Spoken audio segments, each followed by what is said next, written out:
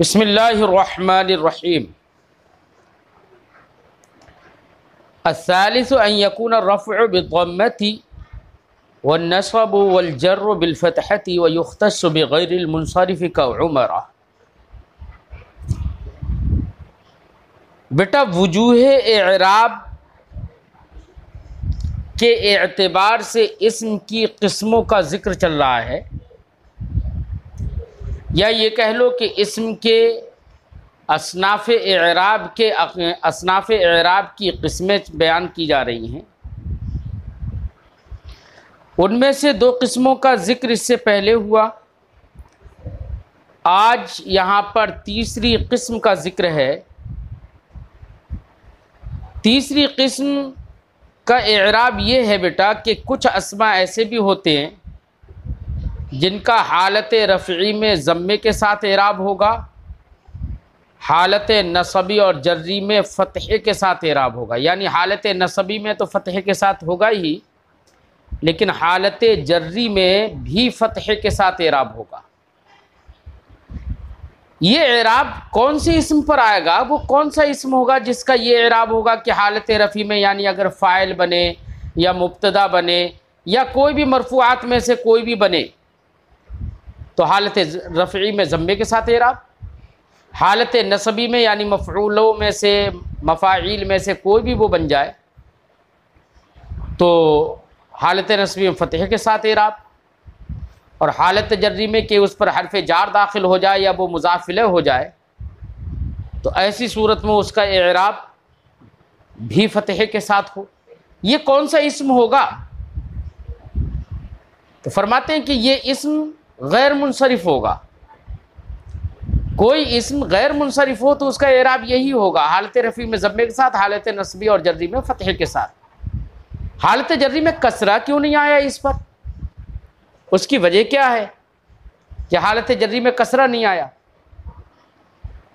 तो बेटा उसकी वजह यह है कि गैर मुनसरिफ़ जो होता है, असल में हालत जर्री में गैर मुनसरिफ़ पर कसरा भी नहीं आता है और ऐसे ही बेटा गैर मुनसरिफ़ पर तनवीन भी नहीं आती है। लेकिन हमें चूँकि यहाँ पर गुफ्तगू करना है इस बात पर कि कसरा क्यों नहीं आता है, तो वहीं से आप जब हम इसकी वजह बताएंगे तो वहीं पर आपको ये भी समझ में आ जाएगा कि तनवीन क्यों नहीं आती है। असल में बेटा गैर मुनसरिफ़ वो इस्म होता है जिसमें असबाब मना सर्फ़, गैर मुनसरिफ़ के बेटा असबाब आपने 9 पढ़े होंगे नौमीर के अंदर, वो असबाब मना सर्फ़ कहलाते हैं।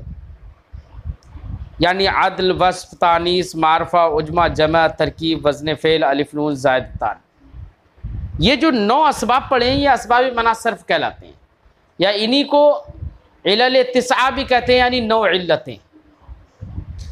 तो बेटा जिस इस्म के अंदर इन 9 इल्लतों में से 2 इल्लतें, इन 9 असबाब में से 2 सबब किसी इस्म के अंदर अगर पा लिए जाते हैं तो बेटा वो इस्म गैर मुनसरिफ़ कहलाता है। या कोई एक ऐसा सबब पा लिया जाता है जो 2 के कायम मकाम हो तो ऐसे इस्म को बेटा गैर मुनसरिफ़ कहते हैं। अब जिस इस्म के अंदर असबाब मना सर्फ़ से 2 सबब या एक ऐसा सबब पा लिया गया जिसके जो 2 के कायम मकाम हो तो उसको गैर मुनसरिफ़ क्यों कह रहे हैं? वो गैर मुनसरिफ़ होता है, उस पर अब कसरा और तनवीन क्यों नहीं आती है? उसकी वजह क्या है? तो बेटा वजह ये है, जैसे हमने असबाब मना सर्फ़ बताया, आदल है। अब किसी इस्म के अंदर बेटा आदल होगा, ज़ाहिर बात है आदल का मतलब होता है कि एक हैत से, एक सेगे से दूसरे सेगे की तरफ निकलना। तो ज़ाहिर बात है जिस सेगे से निकलेगा वो मादूल अन्हु कहलाएगा, और जिस सेगे की तरफ निकलेगा उसे मादूल कहेंगे, है ना, मादूल इलैह कहेंगे, या उसको निकलने को आदल कहेंगे। तो बेटा जहाँ पर आदल होगा तो वहाँ पर एक असली सेगे से निकल कर एक दूसरे सेगे की तरफ आएगा लफ्ज़। तो इनमें मुझे बताओ असल क्या है? असल तो वही होगा ना जहाँ से निकल कर आया है, और जिसकी तरफ निकल कर आया वो फ़रा बन जाएगा। तो इसका मतलब ये है, ऐसे ही बेटा अदल वस्फ है, अगर वस्फ है तो वस्फ भी फरा होता है किसकी? मौसूफ की, क्योंकि मौसूफ ही नहीं होगा तो वस्फ क्या हो, किसका होगा वो। ऐसी तानीस देख लो, अदल वस्फ तानीस, तानीस जो होती है वो तज़कीर की फरा मानी जाती है, क्योंकि लफ्ज़ पहले मुज़क्कर होता है फिर उस पर अलामत तानीस लगती है। तो और कुछ वज़ई तौर पर तानीस होते हैं, लेकिन अपनी खिलकत के एतबार से तानीस वो तज़कीर की फ़रा है। आप पैदाइश के एतबार से भी देख लो, हज़रत हव्वा रज़ियल्लाहु ताला अन्हा को हज़रत आदम अलैहिस्सलातु वस्सलाम की पसली से पैदा किया गया, तो असल कौन हुआ, फ़रा कौन हुआ, आप समझ सकते हैं। तो तज़कीर असल है, तानीस फ़रा है। मारफा, मारफा में भी देख लो बेटा, मारफा जो होता है वो फ़रा होता है और नकरा असल होता है, क्योंकि पहले रजुलन होता है फिर उस पर अलिफ लाम दाखिल होता है और कहा जाता है अर्रजुल। खुलासे गुफ्तगू ये है बेटा, असबाब मना सर्फ में से जितने भी असबाब हैं, जो भी सबब है, हर एक फ़रा है किसी न किसी की, असल कोई और है। तो गोया कि किसी इस्म के अंदर अगर दो सबब पा लिए गए तो गोया कि ये कह लो कि दो फ़र्इयतें पाली गई उसमें। जब दो फ़र्इयतें पाली गई तो बेटा ये इस्म दो फ़र्इयत पाए जाने की वजह से, दो इल्लतों के पाए जाने की वजह से ये इस्म मुशाबे हो गया फ़ेल के। किसके मुशाबे हो गया? फ़ेल के, क्योंकि फ़ेल बग़ैर फ़ाइल के नहीं पाया जाता है, फ़ेल मस्दर के बग़ैर नहीं बनता है, तो फ़ेल फ़ाइल का और मस्दर की फ़रा होता है गोया के। तो दो फ़र्इयतें फ़ेल के अंदर भी पाई जाती हैं, फ़ाइल की भी फ़रा होता है फ़ेल, मस्दर की भी फ़रा होता है फ़ेल। तो दो फ़र्इयतें फ़ेल के अंदर भी पाई जाती हैं, और दो फ़र्इयतें फ़रा होना, फ़र्इयत का मतलब फ़रा होना, दो फ़रा होना गैर मुनसरिफ के अंदर भी पाया जाता है। तो फ़र्इयतों में इसमें गैर मुनसरिफ फ़ेल के मुशाबे हो गया। इस मुशाबहत का असर ये होता है बेटा कि जैसे फ़ेल पर तनवीन और कसरा नहीं आता है, इस मुशाबहत की बिना पर अब इसमें गैर मुनसरिफ पर भी कसरा और तनवीन नहीं आती है। वजह समझ में आ गई? इसलिए हालत जर्री में भी इसमें गैर मुनसरिफ पर फ़तहा ही आता है, कसरा नहीं आता है। ठीक है, तो इसमें गैर मुनसरिफ का इराब क्या हुआ? हालत रफ़ी में ज़म्मे के साथ, हालत नस्बी में फ़तहे के साथ, हालत जर्री में भी फ़तहे के साथ। ठीक, वजह भी आपके समझ में आ गई। अब यहाँ पर साहिब किताब ने फरमाया असालिस अन यकून अर्रफ़्उ बिद्दम्मति वन्नसब वल्जर्र बिलफ़तहति। तीसरा इराब की तीसरी किस्म ये है कि हालत रफ़ी में ज़म्मे के साथ हो, हालत नसबी और जर्री में फ़तह के साथ हो। ये इराब कौन से इस्म के साथ मुख्तस होगा? तो फरमाते हैं व युख्तस्सु बिग़ैरिल मुनसरिफ। ये इस्म, ये इराब गैर मुनसरिफ के साथ ख़ास किया जाता है। जैसे कि गैर मुनसरिफ की एक मिसाल दे रहे हैं का उमर, जैसे कि उमर इसके अंदर तो एक तो बेटा अलमियत है, मारफा होना पाया जा रहा है, ठीक है।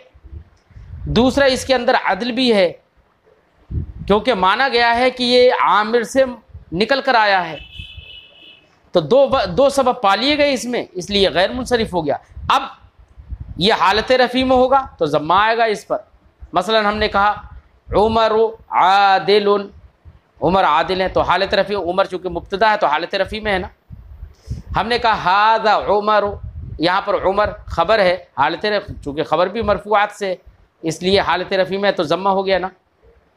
वहीं पर अगर ये उमर हालत नसबी में हो, यानी इस पर आमिल नासिब मौजूद हो, मफ़ाइल में से कोई मफ़ऊल ये बन जाए, ठीक है, तो ऐसी सूरत में इस पर हालत नसबी में फ़तहा होगा। जैसे हम कहेंगे इन्ना उमरा, या हम कहेंगे राअयतु उमरा, ठीक है ना। या मैंने कहा ज़रबतु उमरा, मफ़ऊल भी बना दिया, नसब आ गया, हालत नसबी में फ़तहा आ गया। और इसी पर हर्फ जार दाखिल हो जाए या ये मुज़ाफ़िले हो जाए तब भी हालत जर्री में इस पर फतहा ही आएगा। लिहाजा हम कहेंगे मरर तो बेउमरा, हरफ जार दाखिल कर दिया उमर पर, लेकिन कहेंगे क्या बेउमरा। ठीक है, मैं उमर के पास से गुजरा। ऐसे ही मुजाफ, ये मुजाफिला बन जाए, मुजाफिला हमेशा मजरूर होता है, लेकिन ये हालत जर्री में क्या होगा, मफ्तू होगा, तो इस पर फतहा आएगा। जैसे मैं कहूँ हाज़ा वलद उमरा, ये उमर का लड़का है, तो वलद उमरा, तो उमर मुजाफिला बन गया, उसके मुजाफिला मजरूर होता है, तो हालत जर्री में हो गया ये।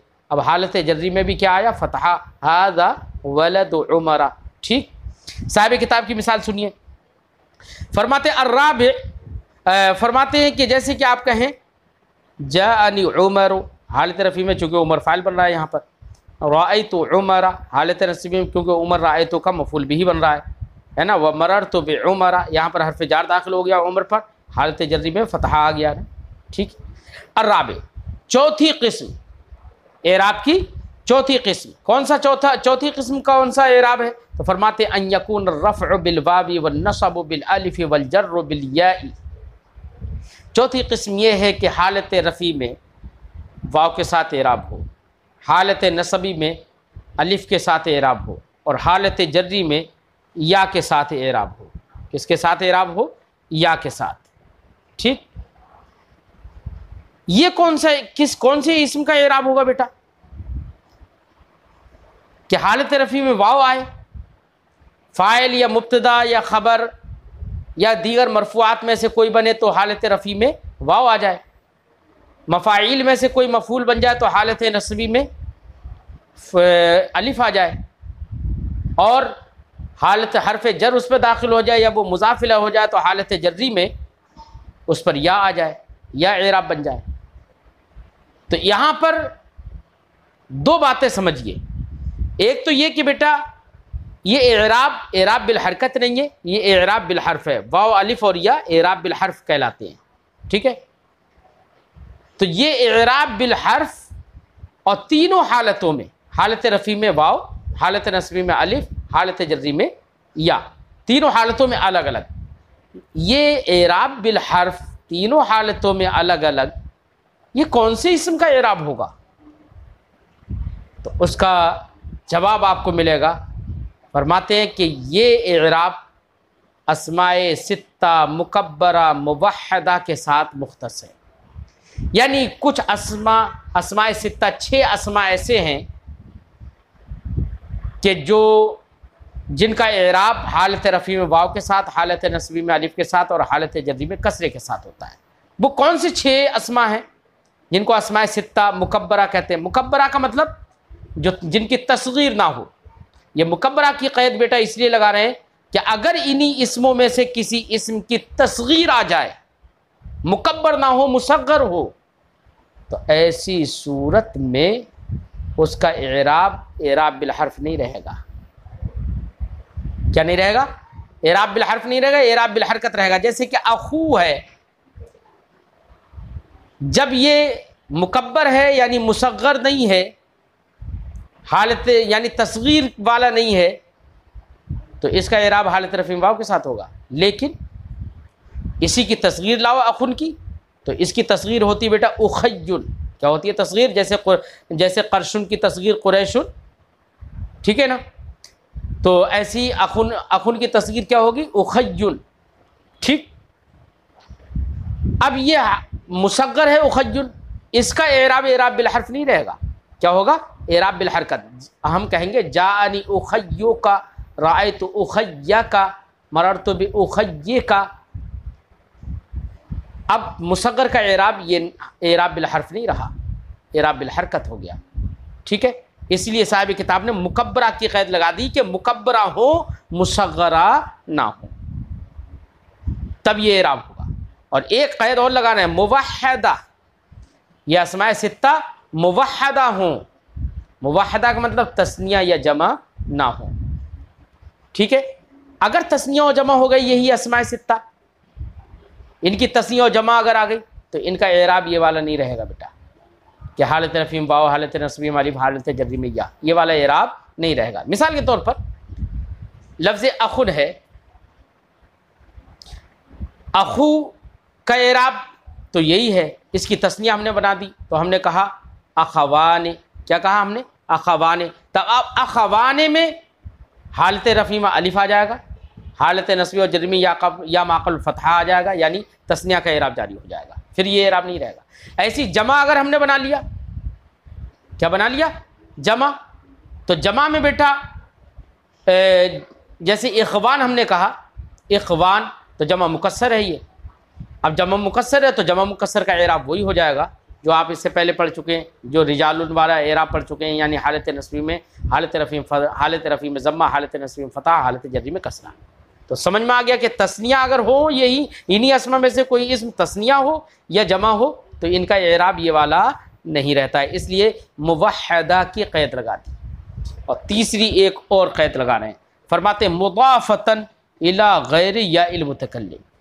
इनका ये एराब, अस्माए सित्ता का ये एराब हालत रफ़ी में वाव के साथ, हालत नस्बी में अलिफ के साथ, हालत जर्री में या के साथ, ये एराब तब होगा जबकि ये मुज़ाफ़ हो। क्या हो? मुज़ाफ़ हो। अगर ये मुज़ाफ़ ही ना हो मसलन तो इनका एराब ये नहीं रहेगा। जैसे अखुन मुज़ाफ़ नहीं है ये, तो इनका एराब वही मुफ़रद मुनसरिफ सही वाला हो जाएगा, जाअनी अखुन राअयतु अखन मररतु बिअखिन। ठीक, हालत नस्बी, हालत रफ़ी में ज़म्मा, हालत नस्बी में फ़तहा, हालत जर्री में कसरा, इसलिए क़ैद लगा दी मुज़ाफ़ हो, लिहाजा मुज़ाफ़ होंगे। अब मुज़ाफ़ में भी किसकी तरफ मुज़ाफ़ हो, इसमें भी एक क़ैद लगा रहे हैं, इला गैरि या इल मुतकल्लिम, या मुतकल्लिम के अलावा की जानिब मुज़ाफ़ हो या मुतकल्लिम की जानिब मुज़ाफ़ ना हो। अब चाहे इसमें ज़ाहिर की जानिब मुज़ाफ़ हो या मुतकल्लिम के अलावा किसी ज़मीर की जानिब मुज़ाफ़ हो। जैसे हमने कहा अखू का, है ना, अखू हो गायब की ज़मीर की तरफ, अखू का खिताब की ज़मीर की तरफ, मुतकल्लिम की ज़मीर की तरफ हम मुज़ाफ़ ना करें या मुतकल्लिम की जानिब मुज़ाफ़ ना करें।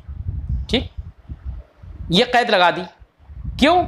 इसलिए कि अगर या मुतकल्लिम की जानिब मुज़ाफ़ हो जाएंगे अस्मा, तब भी इनका एराब ये नहीं रहेगा, एराब तकदीरी हो जाएगा।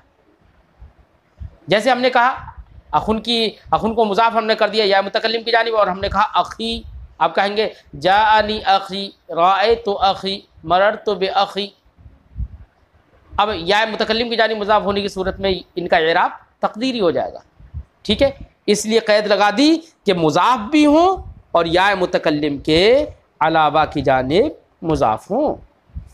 ठीक है, ये सारी शर्तें जब पाई जाएंगी तो अस्माए सित्ता का 6 अस्मा का एराब हालत रफ़ी में वाव के साथ, हालत नस्बी में अलिफ के साथ, हालत जर्री में या के साथ होगा। ठीक है, अब वो अस्माए सित्ता 6 अस्मा कौन से हैं जिनका ये एराब है? फरमाते हिया अखू का व अबू का, या मुतकल्लिम के अलावा की जानिब देखो इजाफत करके मिसाल दे रहे हैं, ध्यान रखना। एक तो मुज़ाफ़ भी बनाकर या मुतकल्लिम के अलावा की जानिब मुज़ाफ़ बनाया है, दूसरा ये कि सारी मिसालों में आप देख रहे हैं कि मुज़ाफ़ भी है और या मुतकल्लिम के अलावा की जानिब भी मुज़ाफ़ है, और मुवह्हदा भी है, तस्निया और जमा भी नहीं है, और मुकब्बरा भी है, कोई मुसग़्ग़र भी नहीं है। सारी क़ैद पाया नहीं है। जैसे अखू का, अबू का, हनू का, हमू की, फू का, ज़ुमाली। अखू का तेरा भाई, अबू का तेरा बाप, हनू का, हनुन कहते हैं बेटा हर वो चीज़ जिसको बोलना या जिसका ज़िक्र करना बुरा समझा जाता हो। जैसे कि पखाने पेशाब की जगह हैं, उनका नाम लेना, हमारा एक दूसरे के सामने अगर नाम ले तो बुरा समझा जाता है। तो हर वो चीज़ जिसका ज़िक्र बुरा समझा जाए उसे हन कहते हैं। क्या कहते हैं? हन।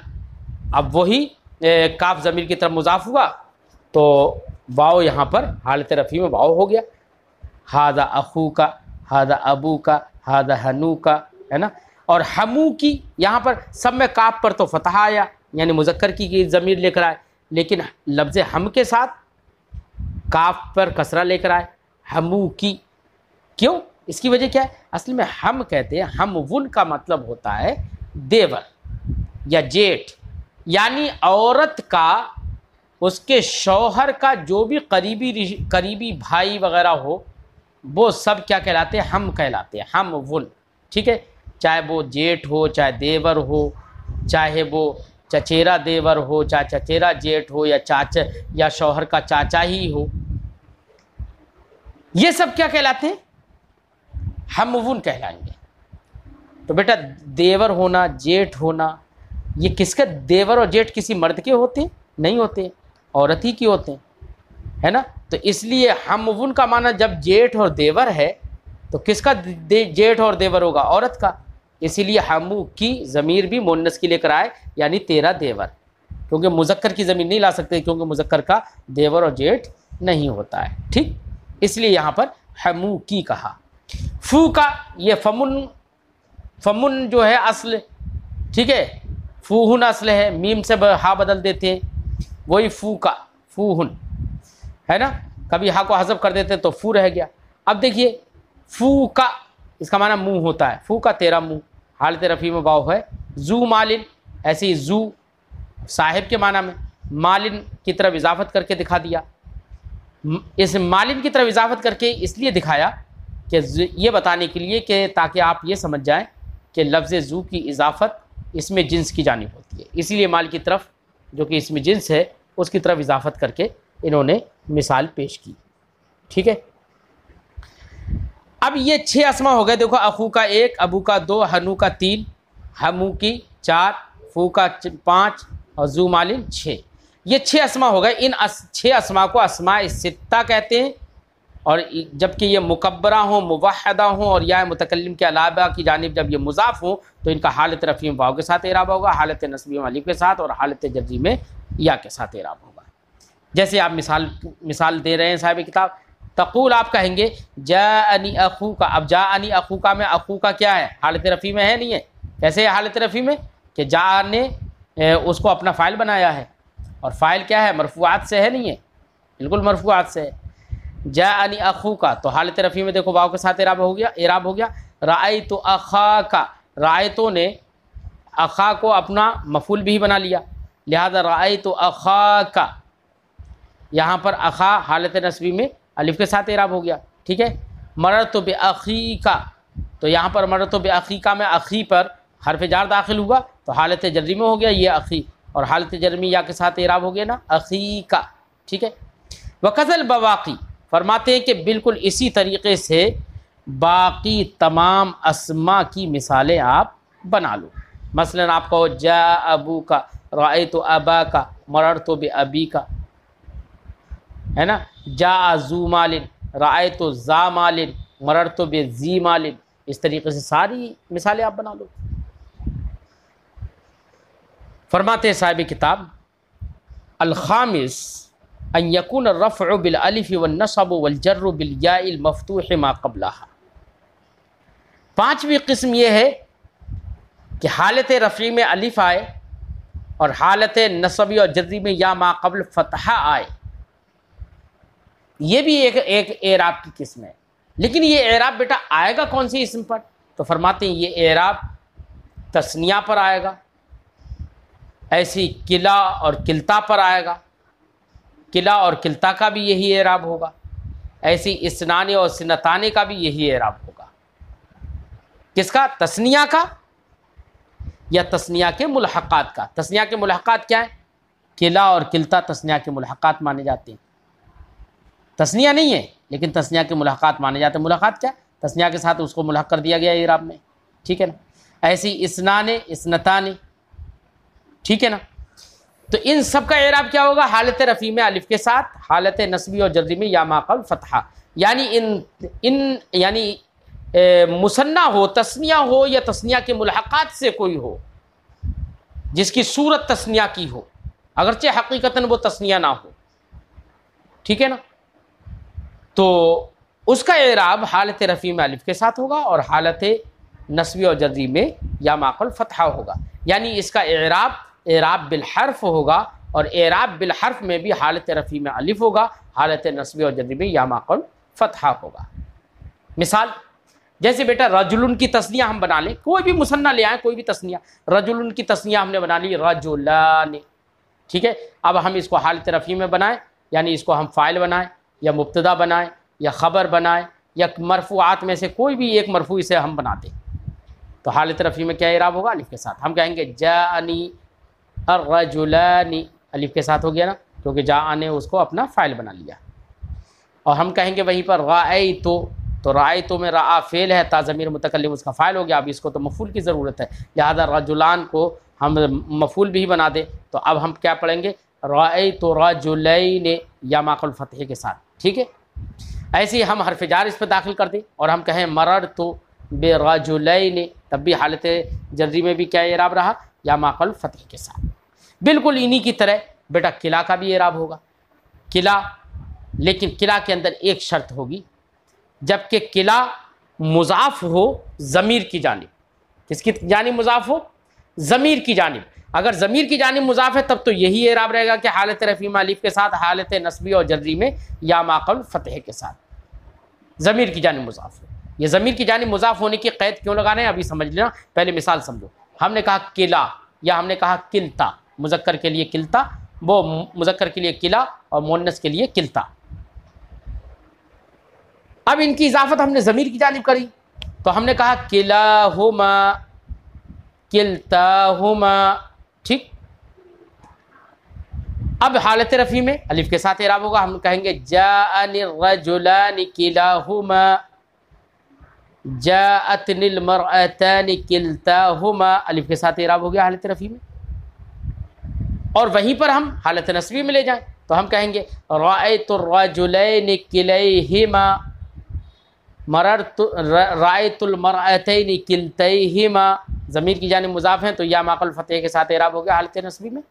ऐसे हालत जर में ले जाएं, हर्फ़ जार दाखिल करके हम कह दें मररतु बिर्रजुलैनि किलैहिमा, मररतु बिलमरअतैनि किल्तैहिमा। ठीक है ना, हालत नस्बी और जर्री में दोनों में या माक़ुल फ़तह के साथ इराब हो गया। ठीक है ना, बात समझ में आ गई। ऐसी इसनाने और इसनताने, किला और किल्ता, ये तो इनकी तो सूरत ही तस्निया की नहीं है, तो ये तस्निया के साथ इराब में मुल्हक हैं। और इसनाने और इसनताने की सूरत तो तस्निया की है, लेकिन हकीकतन तस्निया नहीं है। क्योंकि अगर हकीकतन तस्निया होंगे तो बेटा हकीकतन तस्निया तो वो होता है जिसके मुफरत के आखिर में अलिफ नून लगा दिया गया हो। इसमें मुझे बताओ इसनाने में किसके आखिर में अलिफ नून लगाया गया है? नहीं ना, हकीकत में तस्निया नहीं है, सूरत में तस्निया है। तो इनका भी इराब वही तस्निया का होगा, जाअनी इसनाने, राअयतु इसनैन, मररतु भी इसनैन, है ना। अब जाहिर बात है दो हैं या किला वगैरह हैं, ये सब के मतलब ज़ोर पैदा करने के लिए आते, तो इसलिए इनसे पहले हम रजुलान का अगर जिक्र कर देंगे तो बेहतर रहेगा। हम कहेंगे, साहिब किताब मिसाल दे रहे हैं, जैसे कि फरमाते अयकुन रफ़उ खामिस, पाँचवीं किस्म यह है कि हालत रफ़ी में अलिफ के साथ हो, हालत नस्बी में और हालत जर्री में या माक़बल फ़तह के साथ हो, बिल या इल मफ़तूह माक़बलहा, या माक़बल फ़तह के साथ, यानी ऐसी या के साथ जिसके माक़बल में फ़तह हो।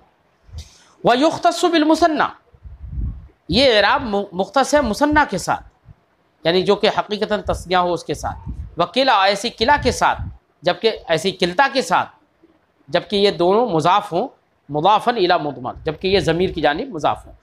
ज़मीर की जानिब मुज़ाफ़ होने की क़ैद लगा दी, क्यों? इसलिए कि बेटा अगर ये इसमें ज़ाहिर की जानिब मुज़ाफ़ हो जाएंगे ना तो इनका इराब तक़दीरी हो जाएगा। जैसे कि मिसाल के तौर पर हमने कहा जाअनी किलर रजुलैन, मररतु बिकिलर रजुलैन, राअयतु किलर रजुलैन, तीनों हालतों में इराब कहीं पर ज़ाहिर थी, वो इराब तक़दीरी हो गया। ठीक है ना, इसलिए साहिब किताब ने इला मुज़मरन की क़ैद लगा दी कि ज़मीर की जानिब मुज़ाफ़ होंगे तभी ये इराब होगा, अगर इसमें ज़ाहिर की जानिब मुज़ाफ़ हो गए तो इनका इराब तक़दीरी हो जाएगा, ये इराब नहीं रहेगा। ठीक,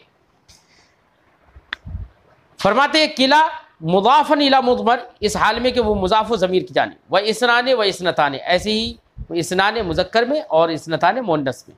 तक़ूल आप कहेंगे, इराब जारी करते हुए आप ऐसे कहेंगे क्या, जाअनी रजुलानि किलाहुमा व इसनानि व इसनतानि, व ये तो हालत रफ़ी में हो गया।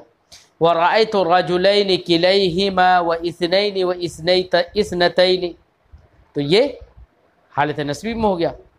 मररतु बिर्रजुलैनि किलैहिमा व इसनैनि व इसनतैनि, ये हालत जर्री में हो गया, हर्फ़ जार दाखिल है ना।